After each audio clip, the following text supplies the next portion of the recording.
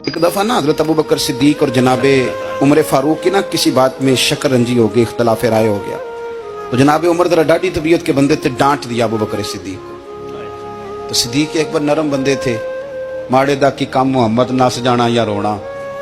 तो वो गा के ना तो पहले घर रोए, फिर हुजूर के पास चले गए। जनाबे उमर कहते मुझे भी ख्याल आया कि यार ये मुझे नहीं करना चाहिए था। थोड़ी देर के बाद अच्छे लोग जो होते हैं उनका गुस्सा जल्दी उतर जाता है।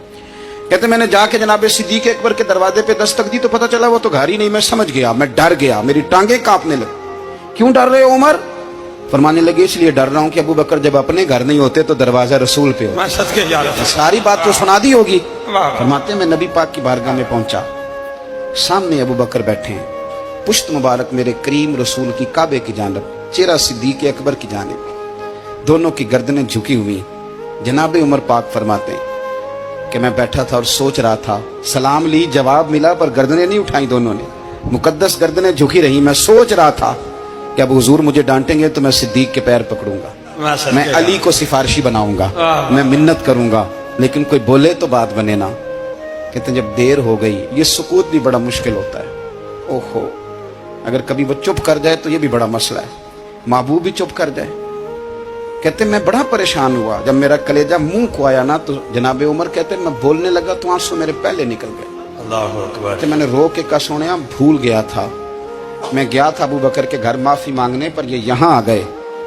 ये मेरे दोस्तों इसे मेरी तकरीर ना समझना, मेरे रसूल पाक के ये असल लफ्ज आपको किताब में मिलेंगे। आप तब खातिब निसाद उठा के देखें। जनाबे उमर कहते हैं मैंने अर्ज की हुजूर मैंने गलती समझ ली थी, मैं गया था अबू बकर के घर, हुजूर मैं भूल गया था।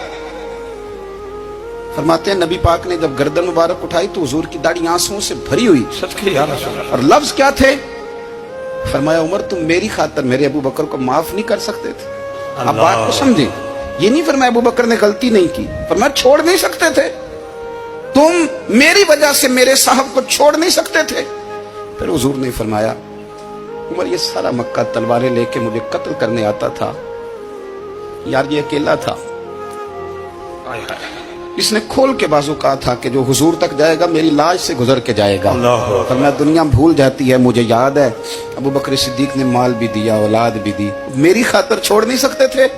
जनाब उमर कहते हैं मैं उसके बाद समझ गया कि मेरे मुस्तफ़ा की रजा इसी में है कि अबू बकर को राजी रखा जाए। सुभान अल्लाह। उमर जब गए ना कलमा पढ़ने, वाक़या आपने सुना है, हमशीरा से कुरान पाक सुना, और फिर हजरत उमर कहने लगे नहीं बहन अब बात समझ में आ गई है, तो इस तरह कर मेरे हाथ में बांध लेता हूं, गले में तलवार लटका लेता हूं, मैं घरों आया सा मार मुकामने नू, हुण तुसी मैनू मार दे लै चलो। ओए मते उमर दी उमर ही बर्बाद हो जाए, जिथे उमर सवार दे लै चलो, ले जाओ ना। दारे अरकम में हजरत उमर कलमा पढ़ने आ गए, दरवाजे पे हजरत अमीर हमजा खड़े, शोर पड़ गया, उमर आ गए, उमर आ गए, उमर आ गए। हजरत अमीर हमजा कहने लगे क्या हुआ अगर उमर आ गए? अच्छे इरादे से आए हैं तो इस्तकबाल करेंगे, और अगर कोई इरादा गड़बड़ है तो अगर वो उमर है तो मैं अमीर हमजा हूं, आज पता चल जाएगा। आ गए हैं तो आने दो। पीछे हुजूर तशरीफ फरमा रहे, करीम बोल पड़े, फरमाया हमजा जरा जल्दी न कर, जल्दी न कर। क्यों भला? गोया फितरत मुस्कुरा के कह रही थी हमजा को कोई आए तो नहीं ना, उन्हें तो बुलाया गया है, उन्हें तो दुआ मांग के बुलाया गया है, वो तो बुलाए गए हैं, तो बुला कोई आया लेके चला गया, कोई उम्र भर भी ना पा सका। मेरे मौला तुझसे गिला नहीं, ये तो अपना अपना नसीब है। ये कुछ लोग ना पसंद नहीं आ जाते, ये कुछ लोग पसंद नहीं आ जाते, कबूल नहीं हो जाते, कुछ लोगों को मांग नहीं लिया जाता, कुछ को रख नहीं लिया जाता, कुछ लोगों को कह नहीं दिया जाता तूने जाना नहीं। तो किसी ने कहा था इश्क उजरत तलब न था, वरना हम तेरे दर पे नौकरी करते। कुछ तो तड़पते हैं ना, तो कुछ को कहा जाता है यार तू आ जाना। हजरत उमर के जमाने में ना एक नौजवान था, नेक था, मस्जिद जाया करता था रात को। तो मस्जिद जा रहा था तो रास्ते में एक औरत ने दावत गुनाह दी, इब्ने असाकर ने इसको लिखा है। तो नौजवान था, ख्वाहिशात थी, کچھ طبیعت مائل ہو گئی. ابھی ادھر جا ہی رہا تھا کہ کسی نے آیت پڑھ دی والی من خاف مقام ربی جنتان, جو رب کے سامنے کھڑے ہونے سے ڈرے گا اللہ 2 جنتیں دے گا. واقعی ڈر گیا, وہ واقعی ڈر گیا, اتنا ڈرا کہ بے ہوش ہو کے گر پڑا. بیماری سے لوگ بے ہوش ہوتے ہیں, پیسے ڈوب گئے بے ہوش ہوتے ہیں, بچے کے غم میں بے ہوش ہوتے ہیں. سچ بتاؤ کبھی خوف خدا سے بھی بے ہوش ہوتا کوئی دیکھا ہے؟ ہمارے ہاں تو روز مرہ ہی نہیں ہے بھائی. اور بڑی باتیں ہیں بے ہوش ہونے کی, ڈرنے کی, غش کھانے کی. بے ہوش ہو کے گر پڑا. بوڑھے باپ کو کسی نے بتایا بچہ بے ہوش پڑا ہے, اٹھا کے گھر لائے. گھر لا کے کہا بیٹا کیا ہوا؟ نوجوان ہے, چڑھتی جوانی ہے, پر پاکیزہ بڑی ہے. کہنے لگا ابا جی گناہ کی طرف چلا گیا تھا, پر میں نے آیت سن لی جو اللہ کے سامنے کھڑے ہونے سے ڈرے گا رب 2 جنتیں دے گا. میں ڈر گیا تھا, رب واقعی 2 جنتیں دے گا.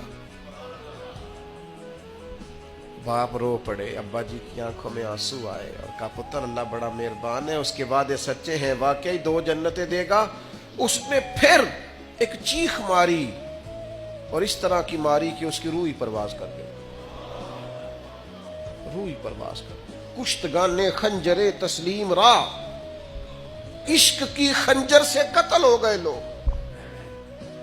صبح حضرت عمر کو پتا چلا کہ انہوں نے تو رات جنازہ بھی پڑھ دیا, تدفین بھی کر دی. جناب عمر فرمانے لگے اتنا نیک نوجوان خوف خدا سے دنیا سے چلا گیا, مجھے کیوں نہیں بلایا, میں جنازہ پڑھتا.